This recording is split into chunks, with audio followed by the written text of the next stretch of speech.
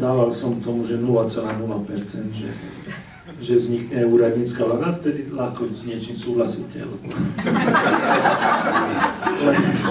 Lebo prvýkrát to bolo na stole koncom januára minulého roka, keď parlament hlasoval o tom, či budú predčasné alebo nebudú predčasné voľby.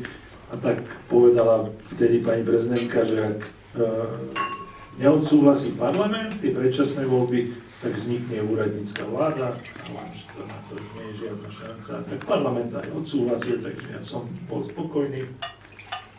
No a potom sa začala samovolne rozpadávať vláda